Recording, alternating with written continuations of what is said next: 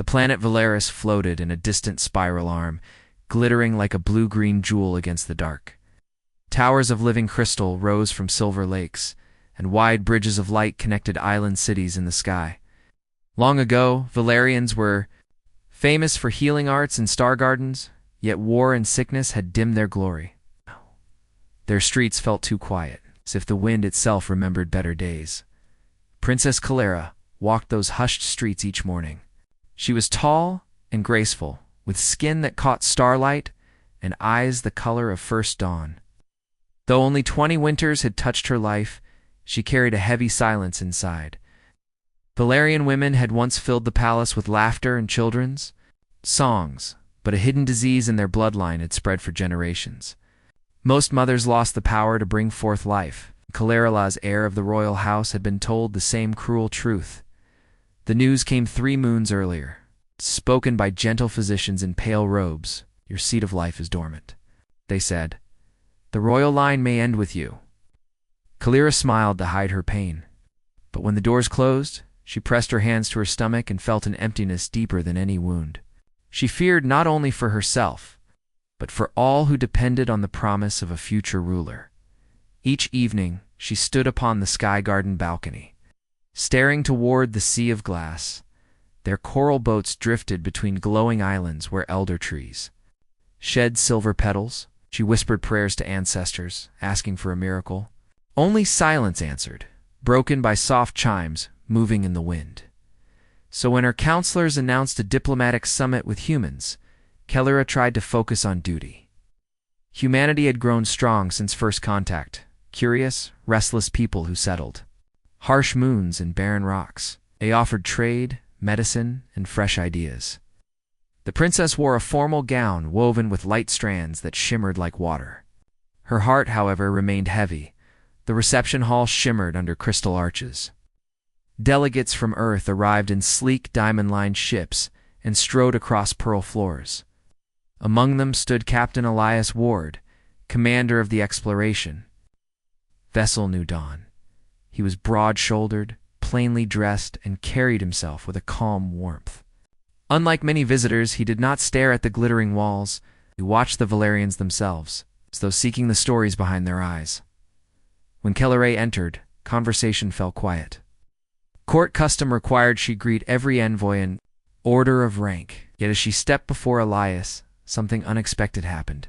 Hidden within the marble dais, ancient fertility sensors relics from an age before the plague flashed a faint green pulse. The lights had rested dark for more than a century. Courtiers gasped. Attendants looked around in confusion. The pulse faded at once, almost too quick to notice, but its brief glow left a hush in its wake. Only a moment passed. Calera extended her hand in greeting. Elias bowed not with stiff ceremony, but with respectful ease. Their palms touched. Warm, steady human skin met cool Valerian glow.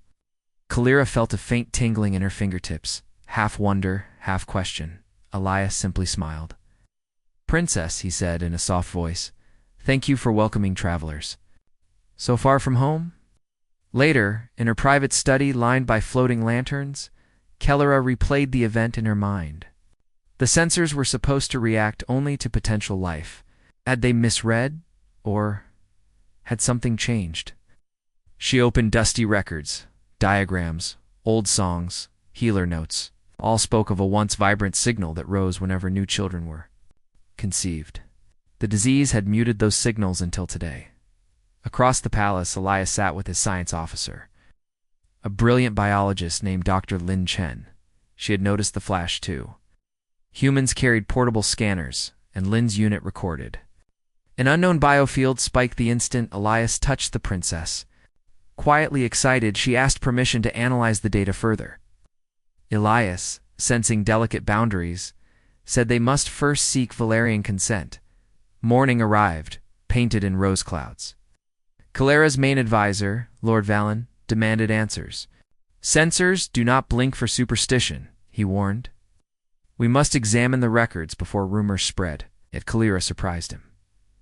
"Open the archives," she said simply. "Truth is our ally." Though worry flickered in her eyes. The princess refused to bury hope beneath fear. During the day's second session, Keelara and Elias were assigned to plan joint relief missions for frontier colonies. Conversations started formal, but soon grew easy. Elias listened with genuine interest, asking clear questions, never interrupting. Keelara found herself smiling more than expected. She spoke of sky gardens, crystal engineering, and the dream of healing the royal line. Elias told stories of Earth's long nights, of cities that never slept, and of countless times humanity pushed past limits called impossible. As they parted, Keelara thanked him for his respect. Elias answered, "Humans learned long ago that every limit is just a challenge, asking to be solved." His words echoed through her thoughts like bright bells. That night, moonlight slanted through wide windows. Keelara stood before the silent tree of echoes in the central atrium, its branches carved from white stone, leaves shaped of mirrored glass. Legend said the tree would bloom again when Valeris regained its lost future. She placed a hand upon cold bark and spoke softly. "If life still hides within me, give me the courage to find it." Unknown to the princess, guardians in the palace basement compared ancient sensor logs. The green flash registered precisely when her hand met Captain Ward's. Energy signatures hinted that a dormant gene in Keelara's body stirred something. Long thought dead, touched awake by an outside field, the sensors labeled human bioresonance. The finding was shocking, maybe impossible. The Guardians sealed the report, planning to present it to the High Council at first light.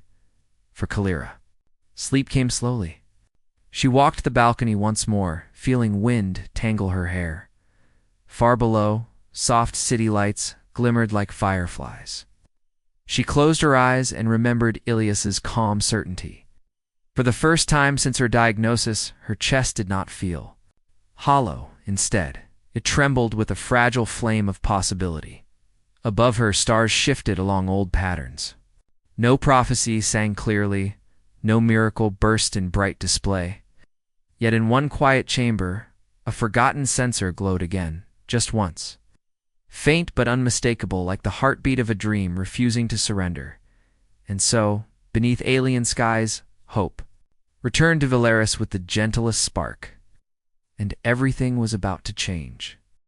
The sunlight of Valeris fell softly through the dome of the palace, warming the polished floors like gentle gold.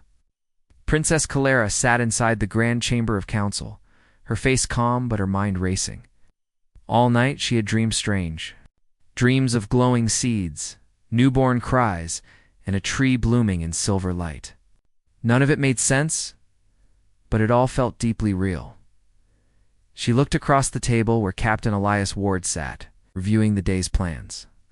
Today's goal was to discuss joint aid missions between human and Valerian fleets. Serious topic yet. Keelara found herself watching Elias in quiet curiosity. The human captain carried himself with steady confidence, but he was never loud.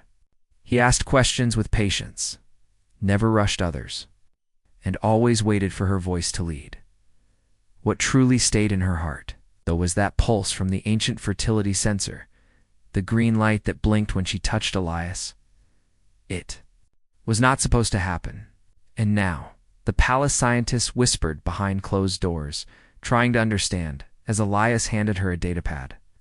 Their fingers brushed again briefly, gently. A soft tremble passed through Keelara's hand. No sensors blinked this time, but her heartbeat quickened.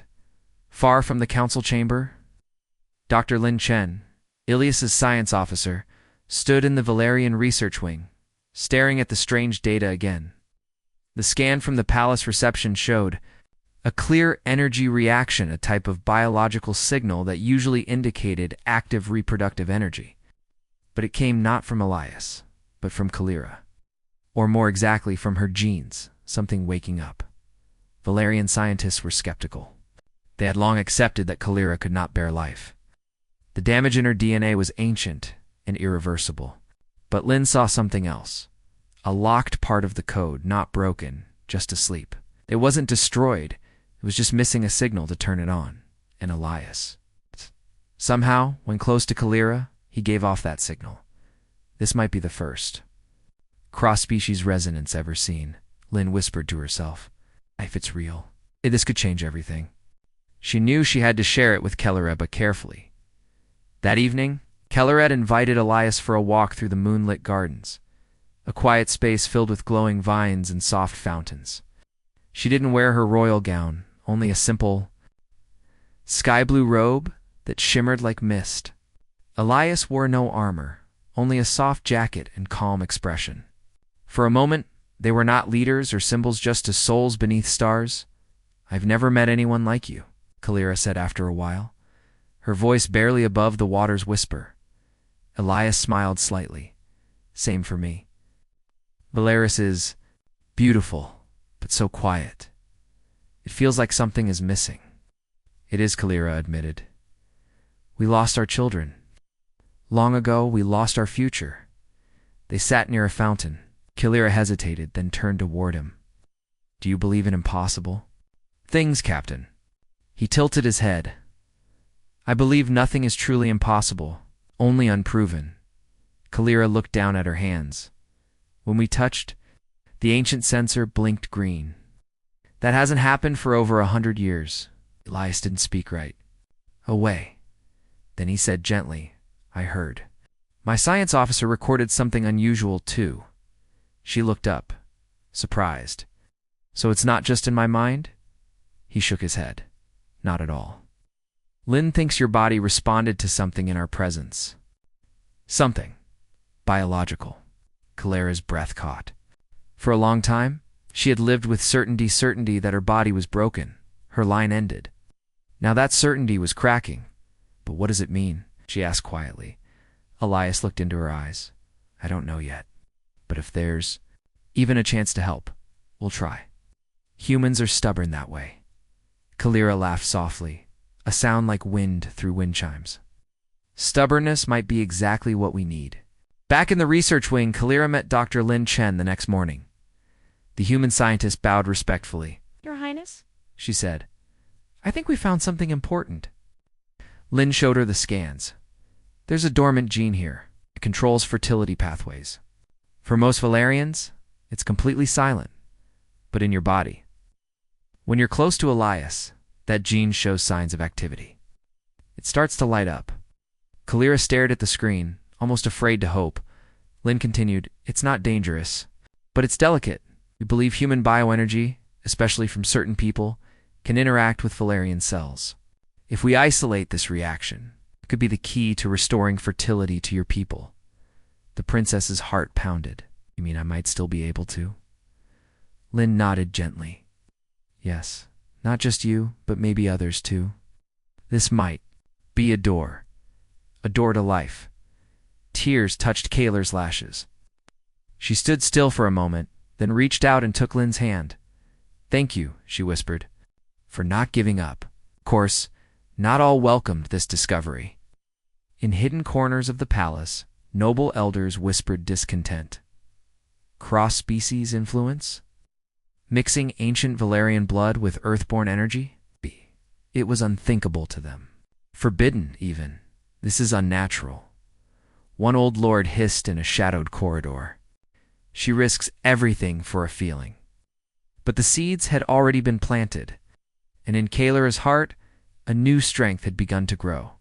She stood that night before the Tree of Echoes again. Though the branches were still silent, she did not feel alone anymore. "Something is changing," she said aloud, "something we never expected." And far above in the stars, Valeris turned quietly on its path, not knowing that the future was already moving step by step, heartbeat by heartbeat toward rebirth. The palace of Valeris stood still under a violet sky. Long shadows stretched over the shining walkways as a quiet storm brewed not in the sky. But within the hearts of the royal court, news had begun to spread, whispered from one mouth to another. Princess Kalera, the last daughter of Valeris, might carry the chance to restore life to her people. And that hope came not from the ancient ways, but from human science inside the royal study. Kalira stood with Dr. Lin Chen and Captain Elias Ward. Holographic diagrams floated in the air between them, showing strands of DNA, glowing symbols, and energy readings. "Your body carries a gene," Lin explained again, pointing at the blue spiral. "We call it the dormant gate. It's present in other Valerians too, but in you, it begins to open, not naturally. But when Elias is nearby, something reacts. Elias crossed his arms. What's the next step? Lynn tapped her screen.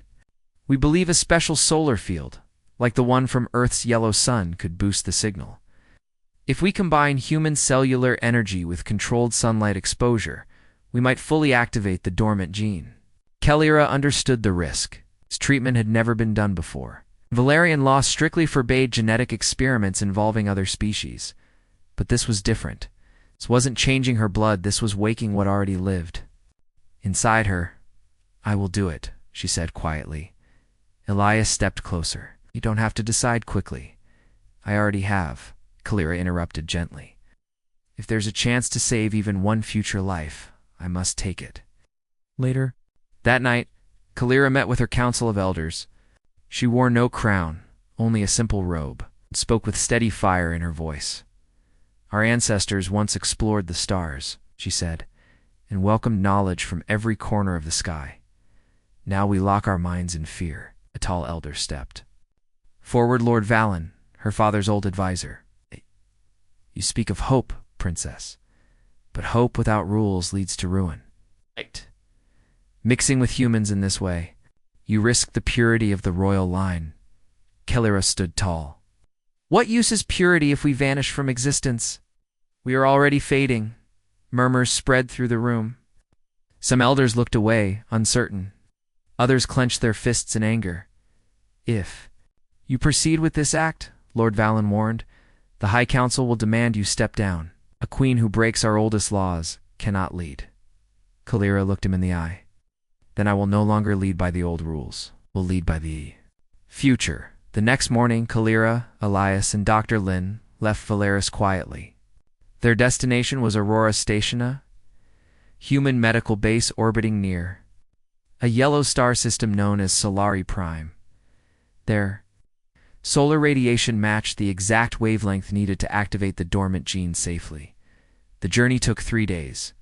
During that time, Kellyra and Elias spent long hours together, talking, laughing, even playing strategy games. She discovered that humans had strange food, loud music, and wild stories. He learned that Valerians painted poems with light. Their children once danced before trees that sang. Something deeper began to grow between them, not just curiosity, but understanding. At Aurora Station, the team began the gene activation. Procedure: Kellyra lay inside a glowing chamber. Tubes carried filtered sunlight through special converters. At her side, a screen displayed her vitals, glowing in gentle green. Elias waited outside, watching silently as the rays entered her body. Kellyra felt warmth not just on her skin, but inside her bones. She closed her eyes and saw shapes: a child laughing, a tree blooming, a new city built on the edge of stars, and then dash darkness. Her body fell into a sudden deep coma. Medical alarms beeped. Dr. Lin shouted commands to her team. Pulse steady but. Brain activity is shifting, she called out. Elias rushed in, but guards stopped him at the door. He clenched his fists, helpless. All he could do was wait. Outside the station, a shadow approached, a stealth ship, marked with old Valerian runes. Inside it, mercenaries hired by the High Council prepared to silence what they called the dishonor. Their mission: destroy the experiment, and if needed, take the princess's body. Just as the mercenaries breached the station's outer wall, alarms blared. Elias ran toward the danger with 2 guards. He grabbed a plasma rifle and stood between the invaders and the medical bay. You'll have to get through me, he said coldly. Blasts echoed through the corridor. Elias fought like a man with something to protect, not just a mission. He blocked the door, defended the chamber, and gave everything he had. Meanwhile, inside the chamber, Kellyra's heart suddenly raced. The dormant gene had awakened. Her body shimmered with a soft golden glow. The machines that once beeped in warning now pulsed in harmony. Her eyes opened, clear and filled with strength. She sat up slowly. Where is Elias? The battle had stopped. Reinforcements arrived. The mercenaries fled into space. Kale Ira, stepped out of the chamber, glowing with quiet light. Her eyes met Ilias's. He stood battered, breathing hard, blood on his sleeve. She reached for him. "I saw you," she said. "Even when I was asleep, I saw you standing beside me." "You came back," he said with a tired smile. "I had to," she whispered. "There's something inside me now, not just life, but a future." That night, under the light of Solari Prime, Kalira placed her hand on her belly, and for the first time, she felt something. A pulse, faint, but real. She looked up at the stars and whispered, "They said I couldn't have children, but they never knew the power of hope." Aurora Station floated quietly near the yellow sun of Solari Prime, surrounded by the silence of space. But inside the station, everything had changed. Princess Kaliera had survived the gene activation. Her body now carried the first signs of life, a tiny spark, a fragile pulse, but real. Her cells were no longer silent. The ancient gene, once thought dead, was now awake. Doctors watched in amazement. Readings from the machines showed strong signs of cellular regeneration, especially in her reproductive system. Human science and Valerian hope had worked together for the first time in centuries. The royal line of Valeris had a future, but this miracle brought danger too. The attack by mercenaries, sent by those who feared change, was a clear message. The High Council of Valeris wanted Kalera to return home and stop the process. They believed her actions were reckless. Some even called her corrupted by human influence. Elias stood beside her. His arm was wounded from the fight, but he never left her side. "You're not alone," he told her. "We'll face this together." Kalira nodded. She felt stronger now, not just in her body, but in her heart. For too long, she had lived under the shadow of old laws. But now, she carried the light of new life. Back on Valeris, the Tree of Echoes remained quiet. But whispers spread through the streets. Citizens heard rumors of Kalera's healing. Some were afraid. Others were amazed. A quiet crowd began to gather outside the palace gates each night. Lighting small candles and singing ancient songs once sung during birth celebrations, the people were ready to believe again. But the High Council was not. Kalera knew she had to go back. She and Elias returned to Valeris in a human ship. Landing without ceremony, a group of royal guards met them. No words were exchanged. Kalera walked with her head high.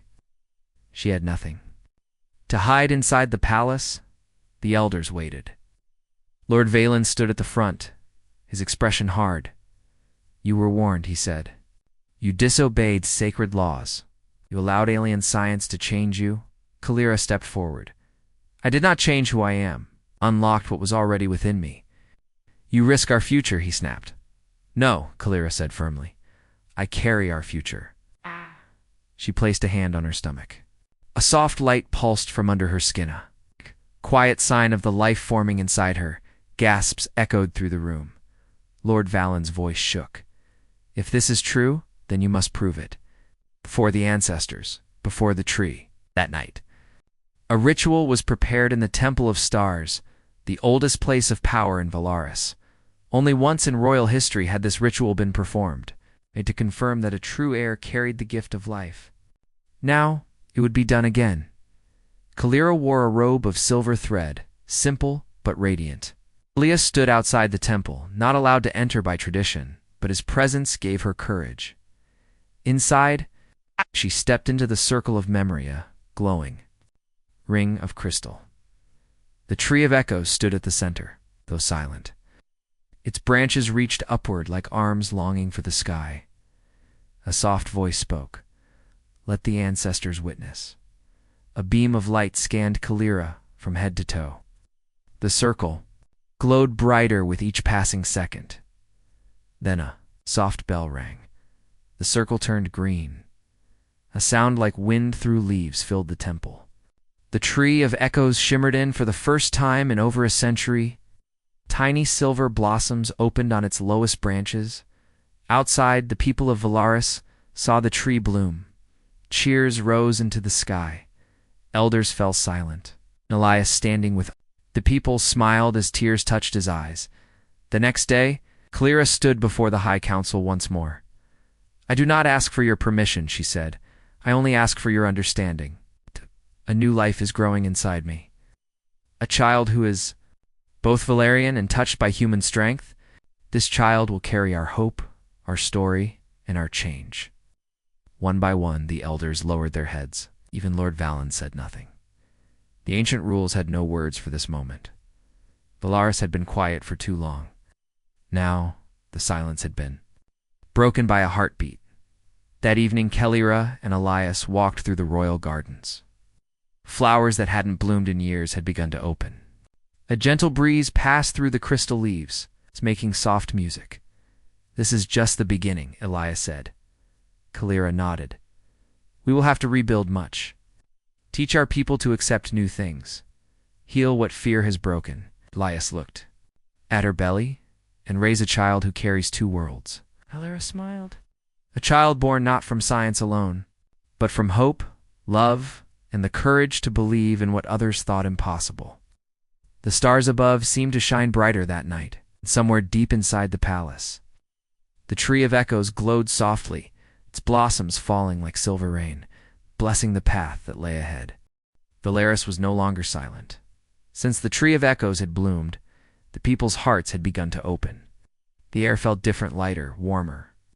Songs once lost to memory were sung again in the streets. Children played in the glowing gardens. Lanterns floated on silver rivers each night, each one a small light of hope. And at the center of it all was Princess Kelleran, now called by many the Mother of Renewal. But not everyone rejoiced. Deep inside the Hall of Ancients, a group of noble elders met in secret. Their faces were carved with age and fear. They could not accept what had happened. "Valaris is changing too quickly," one elder whispered. "This child." "It is not purely Valerian," said another. Lord Valen, though quieter than before, still held power. "People love her now," he said carefully. "If we speak against her, we become the enemy of hope itself." The room fell silent. They all knew the truth. Change had come, and nothing could stop it now. In the palace, Kalira stood before a mirror, touching her belly gently. It had been 3 weeks since the tree bloomed. Her body was changing, slowly, beautifully. The human doctors and Valerian healers worked together now. Watching every stage of the pregnancy, Elias entered the room with a soft smile. "They said the heartbeat is even stronger today." Kalira smiled back. "I can feel it. It's like a whisper, but steady, like it wants me to know it's real." He stepped closer. "It is real. And so are you. You made the impossible happen." She looked into his eyes. "We made it happen." That afternoon, Kalira stood before the Council of Worlds, a special meeting between Valerians and humans. Representatives from Earth and other allied planets gathered in the Sky Dome, where glass walls showed the floating gardens beyond. Kalira spoke with calm strength. "Our child is not a threat," she said. "They are a bridge a way forward. Proof that life can grow again, not through division, but through unity." Some human leaders applauded. Others watched with interest. One Valerian elder lady, Siren, stood up slowly. "I was one of those who doubted you," she said. "But I was wrong. I see now that this child is not the end of our ways, but a new beginning." Her words changed everything. The chamber rose in quiet agreement. Even Lord Valen lowered his head slightly. But outside the city, far from the Sky Dome, trouble brewed. A small group of extremists, calling themselves the Keepers of the Pure, believed that Valerian blood should never mix. They saw Kalira's child as a symbol of betrayal. They began spreading false stories, whispering that the child would bring weakness, even ruin. One night, strange symbols were carved near the temple. Guards found broken lights and painted warnings. Elias was angry. "They're trying to scare us." Kalira stayed calm. Fear always resists the first signs of hope. But we will not answer fear with fear. Instead of hiding, she went public. She gave an open speech in the central square of Valaris, surrounded by hundreds of citizens. Her voice echoed through the crystal towers. "I carry life," she said, placing her hand on her stomach. "Not only for the royal line, not only for Valaris, But for every world that dares to hope again, the people cheered. Thousands lit candles and placed them in long rows through the city. From the sky, it looked like a river of stars flowing through. The streets that night, something amazing happened. The Tree of Echoes bloomed again, but this time not only in silver. New colors appeared, soft blues and golden pinks, glowing with gentle energy. Healers said it was the first time in history the tree had changed its blossoms. VLE scholars called it the second bloom. They wrote that it marked the arrival of a child who would carry more than bloodlines, a child who would carry unity. Kellara stood under the tree, Elias beside her. The people knelt or stood with hands to their hearts. She didn't need to speak. The light from the tree, the life inside her, and the love of her people said everything.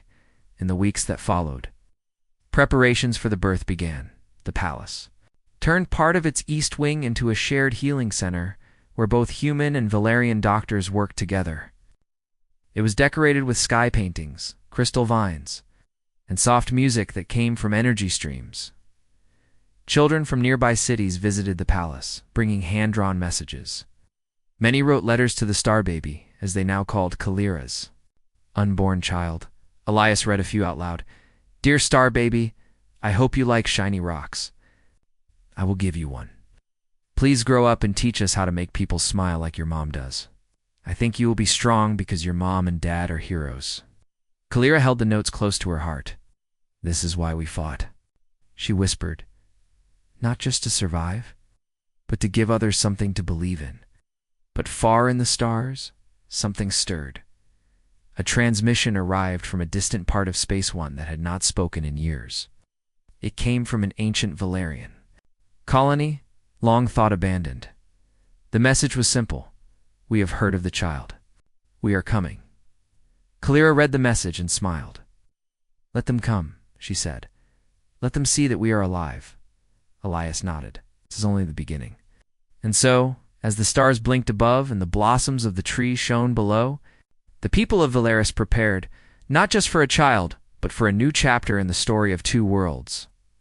Valeris stood under a sky full of stars, brighter than ever before. Crystal towers reflected the glow of the Tree of Echoes, which now bloomed with colors never seen before: silver, gold, and soft blue. Peace had returned to the planet, and the people waited for something special. The birth of a child would bring two worlds together. Inside the palace's shared healing center, soft lights shimmered. The walls glowed with warmth and quiet music filled the halls. Princess Kalira lay on a bed surrounded by healers and doctors, both human and Valerian. Her hand tightly held Elias's wards, and her eyes were calm. "It's time," whispered the lead healer. Kalira nodded.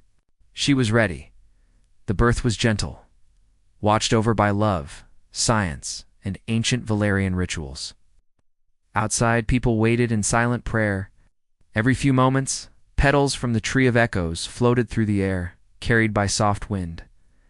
After hours of care, a sound finally filled the room. A child's first cry, strong, clear, full of life. Kalira's eyes filled with tears. Elias held the baby carefully. Their child had soft, glowing skin, warm eyes, and a quiet spark in her presence, something pure and peaceful.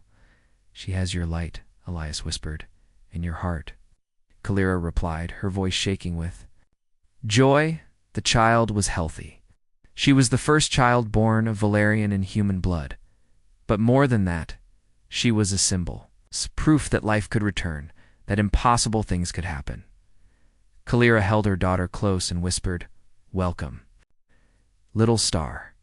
The news spread quickly from mountaintop villages to deep-sea cities. From Earth's outposts to distant star colonies, everyone heard the same message. The child is born, Valeris lives. On Earth, humans celebrated with music and light displays. On Valeris, ancient songs were sung again. For the first time in centuries, the festival of first life returned. People lit sky lanterns shaped like stars and sent them floating into the night. All across the city, children laughed and danced.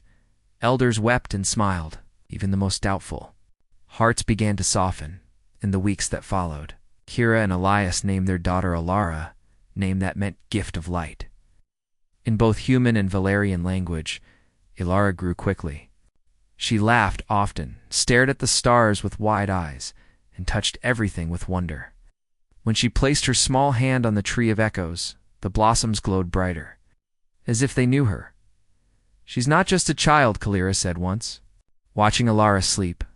"She's a future." Elias nodded. "And we'll protect that future, together."